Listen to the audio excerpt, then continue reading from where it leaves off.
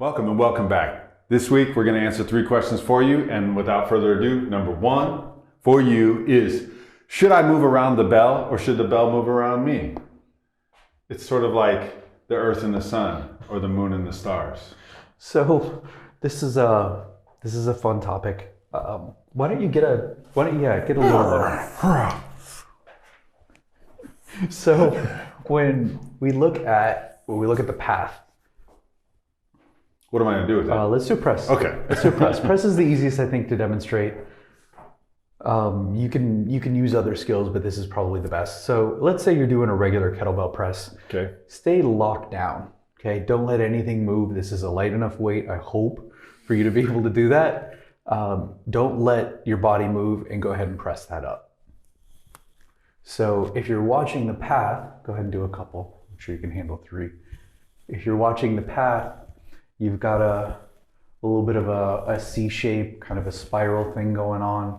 The bell is moving around you. In this situation, you're going to have probably more midsection stuff going on. You're going to be a little tighter there. So that could be, training that as an attribute could be a training goal. Mm-hmm. So by staying nice and tight, you're going to force the bell to move around you, and as it gets farther and closer away, the way it effectively weighs is going to change. The farther away from you it gets, the heavier it's going to be. The path of the bell is not going to always stay right above the hip or in line with gravity. That's option 1, and you're going to do that for a specific effect. Now let's pretend that's heavy. Okay, it's starting to get heavy. And you're going to push straight up. The bell is going to move very little. You're still going to have the same spiral, but you're going to lean away from the bell.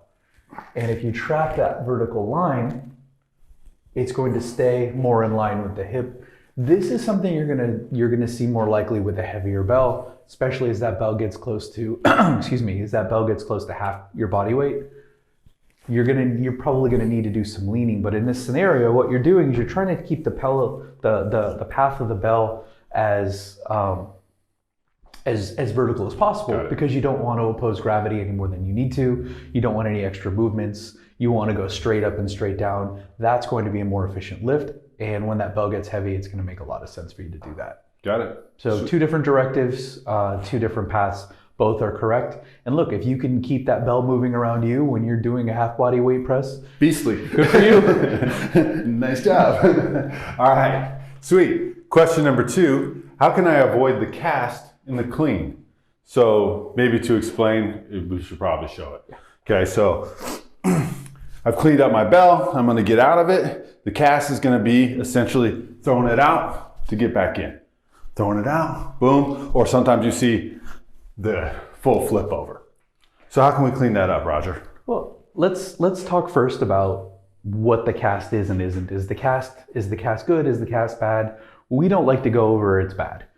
This is good, this is bad. It's usually nonsense. You'll hear a lot of coaches, especially hardstyle coaches, that you got to eliminate it. It's lazy or it's weak. It's not. It's a cast. The cast is the cast.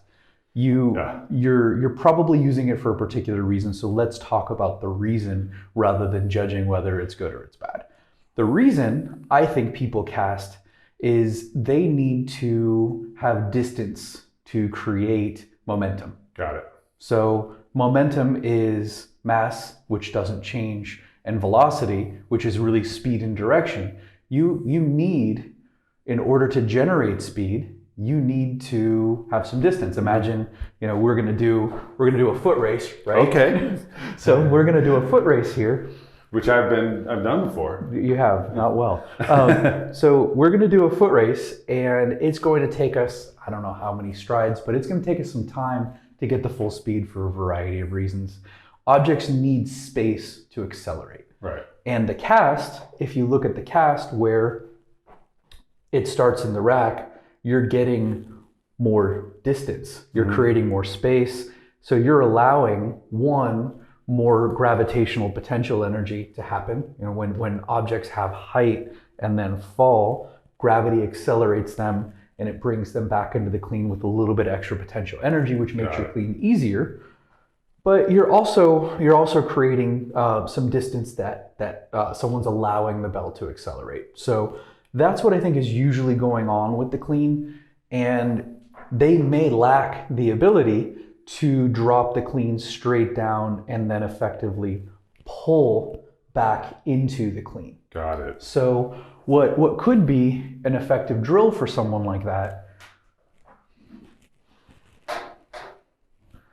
go ahead and grab this with both arms. Okay, let's go ahead and bring them close like you're going to do a swing. And go ahead and bring your arms in contact with your body.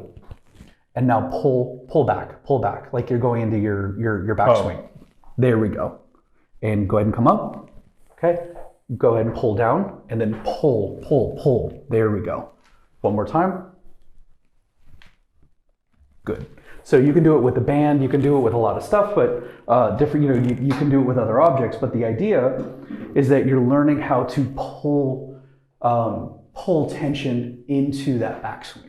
Yeah, so that's going to be able to help you generate that power to get it back to the next position. Exactly. That's which another is what way. the offset is if you cast it. Yes. So another way to generate more speed is by adding more force, and Right. that's another way. So you can get stronger. Another way is to do, in a sense, what we just did with the orbit, with moving rather than do you move around the bell or does the bell move around you? In this scenario, rather than, you can drop the clean straight down, but you can lean back. So the bell is still staying straight down, because a lot of the reasons coaches give for eliminating a cast, it really has to do with the fact that it's dangerous for your arm, which it may be, it may not be, I don't know, depends on the context, but that's the reason. However, when the bell is falling straight down and you're moving back behind that line of gravity, you're not in a position where you're creating any torque. That bell is falling and it's effectively weightless, and you're not catching it until it's in this position anyway. So from here to here, there's nothing. There's no pull.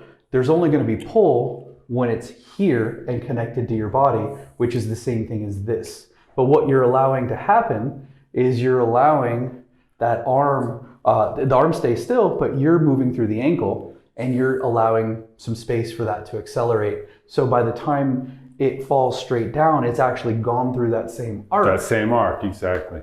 Except for maybe it feels a little bit, I guess I can only say that the troublesome part with the cast is if you don't have your timing right and you hinge too soon. With this, when you lean back, you're already kind of pretty much locked in up here, and you're just waiting for that reconnection down there. Sure. So it might be safer. But You're absolutely, you're already connected, and you're allowing the same space for the most part. Maybe you get a little more here, but if the goal of the cast is to increase the force or the momentum that you're bringing into the backswing, that does the trick. So we don't want to talk about the cast being good. We don't want to talk about it being bad. It is what it is. Figure out why it's happening. Solve the problem. Yeah, and see what works for you.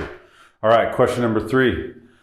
In the swing, is it okay if my knees go out? I think you showed me like this was the move. What was that? The Charleston checker or something? I think so. Knees out in the swing. This is going to be, it's a little tricky. It's a little bit tricky to answer this because we need specific context. Mm-hmm. When are they going out? How much are they going out? There is some variation with individual, hip anatomy. But what I see commonly is, let's pretend you've got a bell or two, and you're going into that backswing, and in this phase here, the knees are shooting way out there. So one, we've got the feet disconnecting from the ground. That's a common thing you see. Not always, but let's say the feet stay in contact and the knees shoot out, and then you're going to come forward and then the knees are going to snap in. Mm-hmm. So we really want to follow the force there. What's actually happening? So if you go ahead and turn to the side, go ahead and stand on this line right here. Okay. And I think we may have even actually done this before, but get to the side a little bit better, if you will. Actually, yeah, there we go. Okay, here we go. So nice and narrow, and I want you to bring your hip back as far as I can. So right about here, that's where that hip bone's going to be, but I'm going to just go ahead and mark the back of his butt. And that is where that is. So what I want you to do is go ahead and stand up. Don't move your feet. And I want you to toe out more. And now what I want you to do is I want you to shift your hips back. So you can see, can you get back there? Okay, so you're falling over now. So you can see, go ahead and stand up. You can see that with the toe out, you're limiting your ability to create or to travel distance in the sagittal plane. And if your goal is flexion and extension, if your goal is to work in that sagittal plane, then you want your stance to be a bit more narrow. So that's one. By bringing the knees out, you're limiting your ability to train that function of your glutes. Your glutes are going to flex and extend. They're also going to, or your glutes are going to extend rather. They're also going to externally rotate. Right. But if you're looking for extensor power, you're going to want to push into them more, so you have to use them more. And the knees out in the swing is going to put a lot more focus on the inner and the outer thigh. So you're missing some potential development in that plane. Another thing to consider is it's not uncommon when you do, let's say, some table tests for hip measures and things like that. As you're bringing the knee, as you're testing your hip flexion, what's very common, go ahead and grab my arm. What's very common is this knee comes up. In order to get closer, it will deviate out to the side. And that knee going up and out is getting around a lack of hip flexion. Yeah. So for those two reasons, in a lot of people, if the knees are going out, one, you're putting more emphasis on the inner and the outer thighs rather than the hip flexors and the hip extensors, which is where most people say they want it.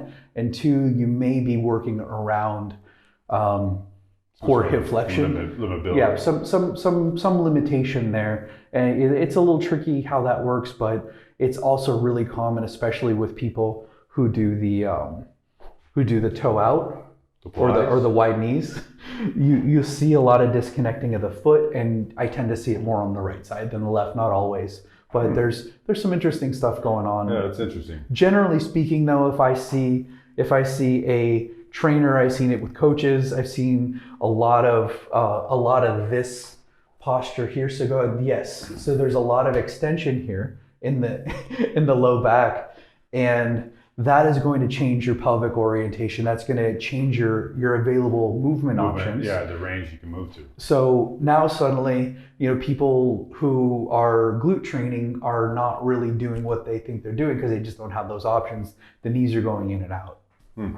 Yeah, that can be tricky. So that might be something to look at, whether you have any limitations in your hip flexions, and that might be where to start. Well, those are our 3 questions. If you have questions you want answered, be sure to leave a comment below, email, or message us, and we'll happily take care of them. Anything else? No. All right. Stay strong.